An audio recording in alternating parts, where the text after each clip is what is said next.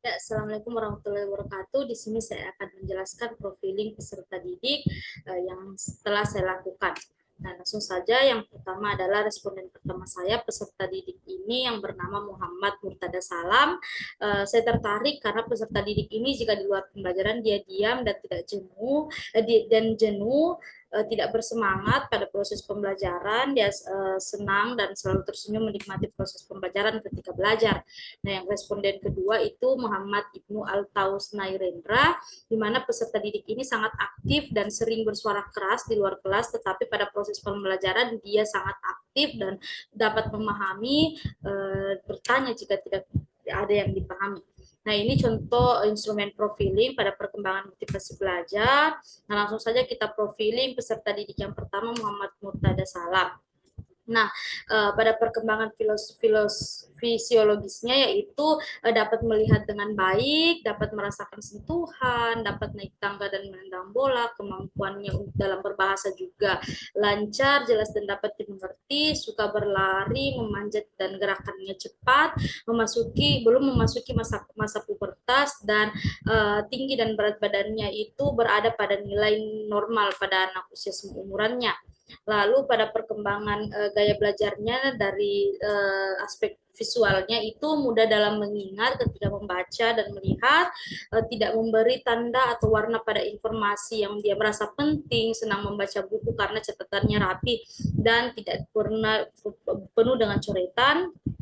sering lupa jika tidak mencatat, dan lebih senang jika membaca informasi sendiri. Nah, selanjutnya adalah perkembangan gaya belajar auditorik, mudah menerima informasi jika menonton secara langsung, suka dan dapat belajar,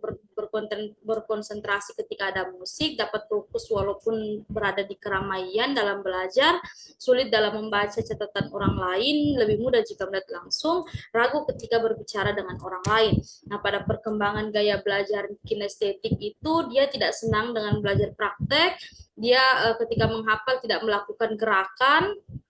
lalu ketika berbicara membaca tangannya tidak ikut bergerak, menggabungkan antara buku tugas dan buku catatannya menjadi satu, dan tulisannya rapi tidak ada coretan, ketika berbicara tidak mendekati posisi orang lain. Nah, di mana perkembangan gaya belajar pada responden pertama ini lebih cenderung ke visual. Nah, selanjutnya adalah perkembangan kognitif. Nah, kemampuan melakukan, dia mengetahui fungsi dari benda yang ada di kelas, di lingkungannya, mengetahui dan mengenal anggota keluarganya, dapat menirukan suara hewan seperti kucing, dapat mengelompokkan alat tulis, memahami jika belajar dengan melihat langsung secara kontekstual,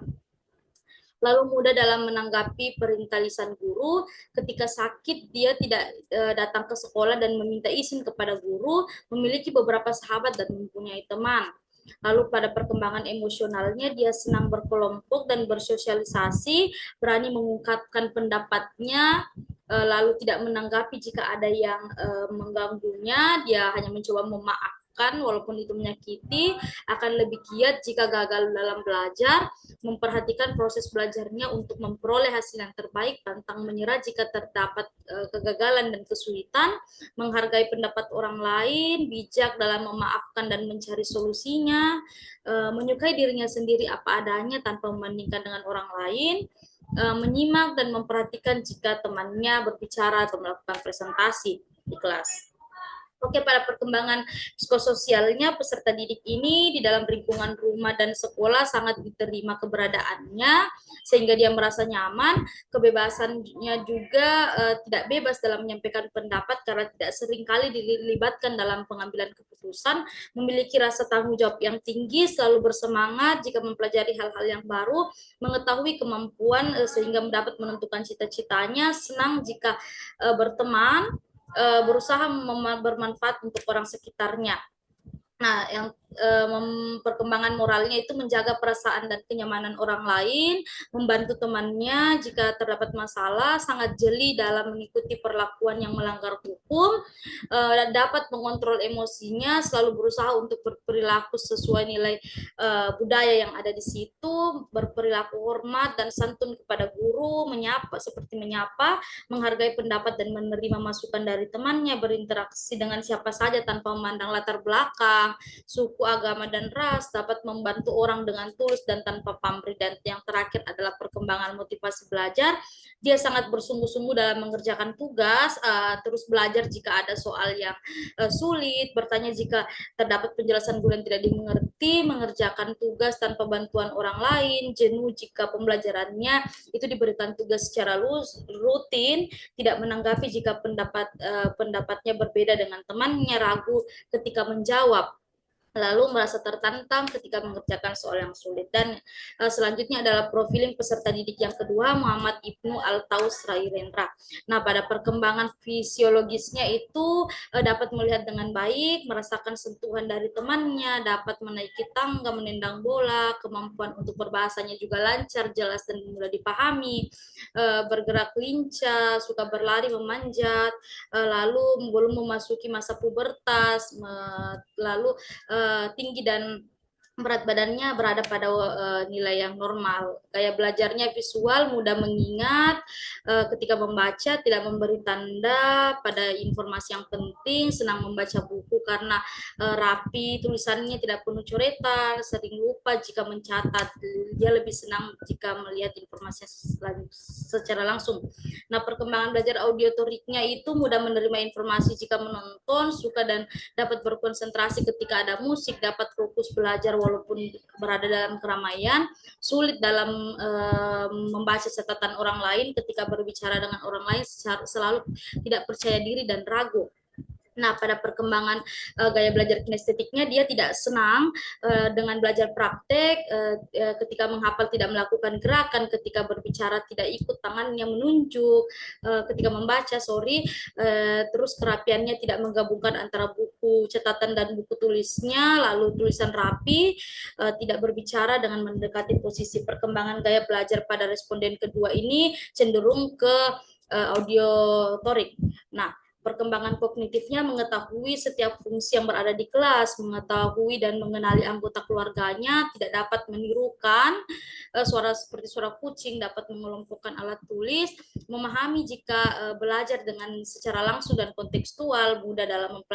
menanggapi perintah lisan dari guru, ketika sakit dia tidak datang dan meminta izin, memiliki beberapa teman dan mempunyai sahabat. Perkembangan emosionalnya yaitu senang berkelompok dan bersosialisasi, berani mengungkapkan pendapatnya, menanggapi jika ada pendapat yang tidak sesuai, dia lebih giat dalam belajar ketika gagal, memperhatikan proses belajar untuk memperoleh nilai terbaik, pantang menyerah ketika mendapatkan kesulitan, menghargai pendapat orang lain, dia juga bijak dalam memanfaatkan dan mencari solusi, menyukai dirinya sendiri tanpa membanding-bandingkan dengan orang lain, menyimak dan memperhatikan jika temannya melakukan presentasi. Nah, pada perkembangan psikososialnya, dalam lingkungan dan sekolah, lingkungan rumah dan sekolahnya, dia dapat diterima sehingga dapat merasa nyaman, bebas dalam menyampaikan pendapatnya, memiliki rasa tanggung jawab yang tinggi, selalu bersemangat jika mempelajari hal-hal yang baru, mengetahui kemampuannya, dapat menentukan cita-citanya, senang berteman, berusaha untuk bermanfaat kepada orang lain jika ingin meminta bantuan. Lalu perkembangan moralnya menjaga perasaan dan kenyamanan orang lain, membantu temannya keluar dari masalah, jeli dalam mengikuti perlakuan yang melanggar, dapat mengontrol emosinya, selalu berusaha untuk berperilaku sesuai nilai sosial, berperilaku hormat kepada guru, dengan menyapa, menghargai pendapat dan menerima masukan dari teman, berinteraksi dengan siapa saja tanpa memandang latar belakang suku, agama, dan ras, membantu orang lain dengan tulus dan tanpa pamrih. Nah, yang terakhir adalah perkembangan motivasi belajarnya. Dia bersungguh-sungguh mengerjakan tugas agar mendapatkan nilai yang terbaik, akan terus belajar dan tidak menyerah, bertanya jika ada yang tidak dipahami, mengerjakan tugas tanpa bantuan orang lain, jenuh jika melakukan pembelajaran yang tugasnya rutin, menanggapi jika pendapatnya berbeda dengan teman, tetap percaya walaupun memiliki jawaban yang beda dengan temannya, dan merasa tertantang untuk mengerjakan soal yang sulit. Nah, itulah tadi penjelasan tentang profiling peserta didik saya. Lebih dan kurangnya mohon dimaafkan. Assalamualaikum warahmatullahi wabarakatuh.